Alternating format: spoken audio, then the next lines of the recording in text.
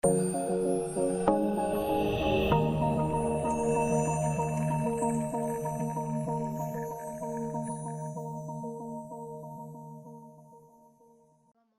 warahmatullahi wabarakatuh. Hari ini adalah pertemuan ke-13 yang membahas algoritma penjadwalan round robin dan guaranteed scheduling. Pertemuan ke-13 kali ini akan membahas dua algoritma, yaitu round robin scheduling dan guaranteed scheduling. Yang pertama adalah round robin scheduling. Algoritma round robin scheduling atau RR disingkat dirancang untuk sistem time sharing. Algoritma ini mirip dengan penjadwalan FCFS, namun bersifat preemptif, sehingga sering disebut bahwa round robin adalah versi preemptif dari FCFS. Ada beberapa hal yang diperhatikan dalam round robin scheduling. Yang pertama adalah konsep dasarnya adalah time sharing. Lalu yang kedua, pada dasarnya prinsip yang digunakan pada round robin sama dengan FCFS, namun bersifat preemptif. Preemptif pada round robin nanti akan dibatasi oleh pembatas waktu proses yang disebut dengan quantum time. Yang keempat, keuntungan algoritma round robin adalah adanya keseragaman waktu. Namun demikian, ada kelemahannya. Yang pertama, jika quantum time sangat besar, maka switching akan sedikit, seperti konsep FCFS. Namun, jika quantum time kecil, maka akan terjadi banyak switching yang akan menyebabkan banyak waktu terbuang. Berikutnya adalah ketentuan untuk round robin. Yang pertama, proses-proses di ready queue akan dijalankan berurutan sesuai kedatangan, seperti prinsip FCFS. Yang berikutnya adalah jika proses memiliki CPU burst atau burst time yang lebih kecil dari quantum time, maka CPU akan menjalankan proses sebesar prosesnya. Yang ketiga, jika proses memiliki CPU burst time yang lebih besar dari quantum time, maka CPU akan menjalankan proses sebesar quantum time, dan sisa proses akan dijalankan setelah semua proses dijalankan. Yang keempat, jika proses memiliki CPU burst time sama besar dengan quantum time, maka CPU akan dijalankan sebesar proses. Berikutnya adalah kelemahan dan kelebihan round robin. Yang pertama, jika CPU mempunyai quantum time kecil, maka akan menyebabkan banyaknya switch proses. Yang kedua, semakin banyak switch, maka semakin tinggi pula rata-rata waktu tunggu yang dihasilkan. Yang ketiga, jika proses yang terpotong karena melebihi quantum time akan diproses secara berurutan kembali. Proses ini sangat adil dan sederhana. Contoh satu ini adalah untuk membahas round robin scheduling. Diketahui ini adalah contoh soal yang sama yang digunakan pada FCFS minggu ke-9 yang lalu. Diketahui kita punya P1 24 mikrosecond, P2 3 mikrosecond, dan P3 3 mikrosecond dengan quantum time 4 mikrosecond.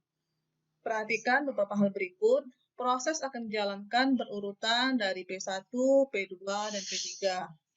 P1, perhatikan, mempunyai CPU burst time 24 yang lebih besar dari quantum time. Karena lebih besar dari quantum time, maka P1 dikerjakan sebesar quantum time, dikerjakan sebesar 4 mikrosecond. Kemudian, berikutnya adalah P2. P2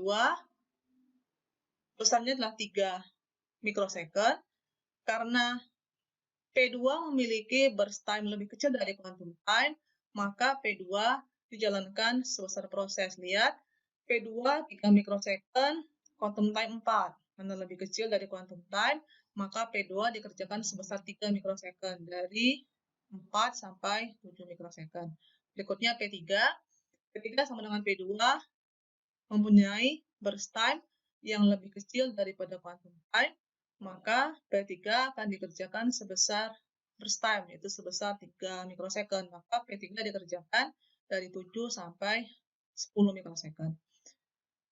Setelah semua proses dikerjakan sampai proses terakhir, sampai P3 dalam soal ini, maka berikutnya CPU akan mengerjakan sisa proses yang masih ada.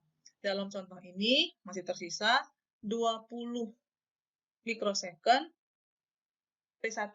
Maka berikutnya P1 akan dikerjakan 4 mikrosecond lagi dari 10 sampai 14, maka P1 berkurang menjadi 16. Berikutnya dikerjakan lagi P1 sebesar 4 mikrosecond lagi kemudian P1 lagi, lalu terakhir P1 lagi. Maka dalam contoh soal ini, P1 dikerjakan sebanyak 1, 2, 3, 5 kali. Sedangkan P2 dikerjakan sekali sampai selesai, dan P3 dikerjakan sebanyak 1 kali. Dari kerja tersebut, maka kita akan buat waktu tunggunya, tabel waktu tunggunya. Ada beberapa hal yang harus diperhatikan. Yang pertama, jika proses terpotong dan tidak terpotong. Mengingat round robin adalah penjadwalan dengan skema preemptif, maka ada dua kemungkinan. Yang pertama, proses terpotong dan proses tidak terpotong. Untuk proses yang tidak terpotong, maka waktu tunggunya diambil dari waktu tunggu gancat. Perhatikan, P2 tidak terpotong, maka waktu tunggunya 4 dari gancat. Kemudian P3 tidak terpotong, waktu tunggunya 7 dari gancat. Kemudian untuk yang terpotong, P1 dalam hal ini, maka gunakan rumus waktu tunggu potongan 1 ditambah waktu tunggu potongan 2 dikurangi waktu selesai potongan 1.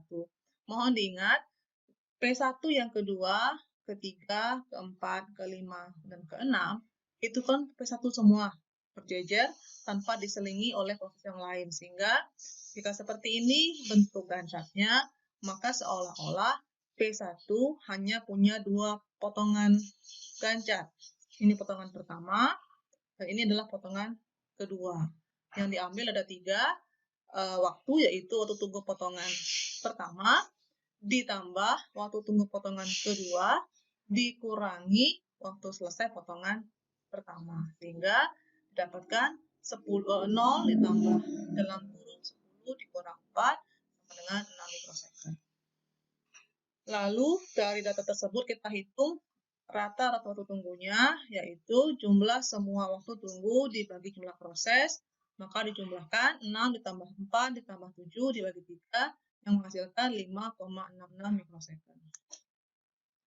Ini adalah hasil lengkapnya, adalah gancatnya, ini tabel waktu tunggunya, dan ini adalah average waiting time-nya.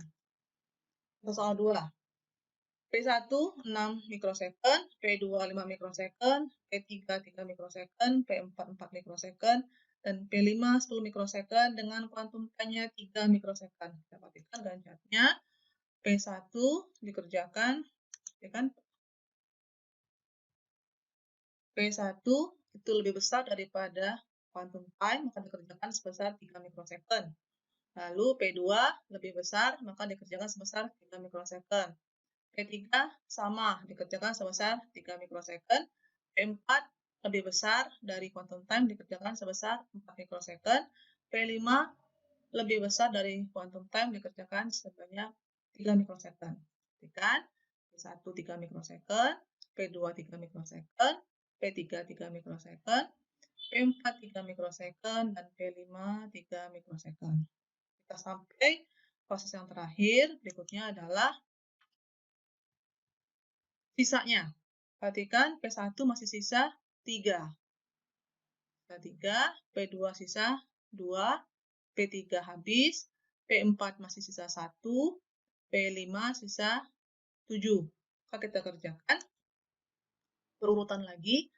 P1 masih sisa 3, dikerjakan 3, P2 sisa 2, dikerjakan 2, P3 habis, P4 sisa 1, dikerjakan 1, P5 masih 7, dikerjakan 3. Kemudian, karena sudah habis semua dari P1 sampai P4, maka masih tersisa P5. P5 masih tersisa 4. Maka akan dikerjakan 2 kali, yaitu 1 kali 3 mikrosecond, dan 1 kali lagi 1 mikrosecond. Ini 3 mikrosecond, 1 mikrosecond. Maka dari gancak tersebut, kita perhatikan P1 terpotong 2 kali, P2 terpotong 2 kali, P3 tidak terpotong, P4 terpotong 2 kali, dan P5 terpotong 2 kali juga. Walaupun dalam gancetnya terpotong 4 kali, namun karena ini adalah 5 semua, terakhir P5 semua, maka dianggap sebagai satu potongan besar. Kita lihat waktu tunggunya, maka P1 adalah 0 ditambah 15 dikurang 3 sama dengan 12. P2 adalah waktu tunggunya 3 ditambah 18 kurang 6. 15 hasilnya, P3 tidak terpotong, maka 6 waktu tunggunya. P4 9 ditambah 20 dikurang 12, 17 hasilnya. Terakhir P5 12 ditambah 21 dikurang 15, artinya 18. Maka average waiting time atau rata-rata waktu tunggunya adalah 12 ditambah 15 ditambah 6 ditambah 7 ditambah 17 ditambah 18 dan dibagi 5. Hasilnya 13,6 mikrosecond. Demikianlah pembahasan algoritma penjadwalan round-robin scheduling. Berikut ini adalah pembahasan algoritma guaranteed scheduling. Guaranteed scheduling adalah algoritma penjadwalan garansi, yaitu algoritma penjadwalan yang berjalan dalam sebuah jaringan kerja atau network. Guaranteed scheduling akan menjamin semua user yang login ke dalam sistem mendapat jatah waktu untuk mengakses CPU. Salah satu contoh, misalkan ada N user yang sedang login, maka setiap user dijanjikan akan menerima 1/n dari kemampuan CPU. Untuk meyakinkan bahwa setiap user mendapatkan jatah waktu menggunakan CPU sesuai dengan haknya, maka sistem harus tahu berapa CPU time yang diperlukan oleh setiap proses dalam satu user dan juga CPU time yang diperlukan oleh tiap-tiap user. Algoritma guaranteed scheduling berbeda dari algoritma yang telah kita pelajari sebelumnya. Guaranteed tidak menghitung waktu di Gantt, namun menghitung waktu akses tiap user yang login. Ada beberapa istilah dalam guaranteed scheduling seperti user, CPU time, CPU aktual, hak tiap user, rasio, dan urutan akses user. Pada algoritma guaranteed scheduling, ada beberapa langkah yang harus diperhatikan. Yang pertama, menghitung total waktu CPU time semua user. Yang kedua, menghitung hak tiap user. Yang ketiga, menghitung rasio tiap user. Dan yang keempat, menentukan urutan akses user berdasarkan rasio. Adalah contoh soalnya, ini adalah user dibuat dengan notasi abjad, A, B, C, D, dan E. Lalu ada CPU time. CPU time itu adalah waktu yang dibutuhkan user. Sedangkan aktual itu adalah waktu yang didapat oleh user. Maka A membutuhkan 5 mikrosecond, mendapatkan 3. B membutuhkan 4, mendapatkan 6. C membutuhkan 8, dapat 2. D membutuhkan 1, dapat 1. E butuh 2, dapat 1. Dari kondisi tersebut, maka buatlah algoritma guaranteed scheduling dengan menghitung total waktu CPU time, hak tiap user, lalu tabel rasio user, dan terakhir tabel urutan akses user. Kita bahas dari yang pertama. Total CPU time adalah total semua CPU time dari A sampai E kita jumlahkan. Tambahkan 5, tambah 4, tambah 8, tambah 1, tambah 2, menghasilkan 20 mikrosecond. Hak tiap user adalah total CPU time dibagi jumlah user. Dalam soal ini, maka hak tiap user adalah 20 dibagi 5 user. Maka hak tiap user adalah 4 mikrosecond. Lalu yang C diminta membuat rasio. Rasio adalah CPU aktual dibagi hak tiap user. Kita perhatikan tabelnya. Maka tabel rasio yang didapatkan adalah A, rasionya adalah 3/4. 3 dari aktual, 4 dari hak tiap user. 3/4 atau 0,75 yang artinya A baru mendapatkan 75% dari jadwal waktu yang dibutuhkan. B rasionya 6/4 atau 1,5 artinya B mendapatkan 150% dari jadwal waktu yang dibutuhkan. C punya rasio 2/4, artinya baru mendapatkan 50% dari jadwal waktu yang dibutuhkan. D 1/4, 0,25, baru mendapatkan 24%, maaf ya, 25% jatah waktu yang dibutuhkan. Dan E 1/4 atau 0,25 baru mendapatkan 25% dari jatah waktu yang dibutuhkan. Dari rasio tersebut, maka kita buat tabel urutan akses. Tabel urutan akses itu disusun dari rasio terkecil. Maka dari rasio Anda lihat bahwa yang paling kecil adalah D dan E yang paling kecil. Karena kita punya dua user dengan rasio yang sama, maka kita kerjakan yang duluan. Maka D adalah yang pertama diakses, lalu E yang kedua, kemudian C yang ketiga, lalu A yang keempat, dan B yang terakhir. Kita buat dalam bentuk tabel. Perhatikan, ini adalah keterangannya. Ini adalah contoh soal yang kedua untuk guaranteed scheduling.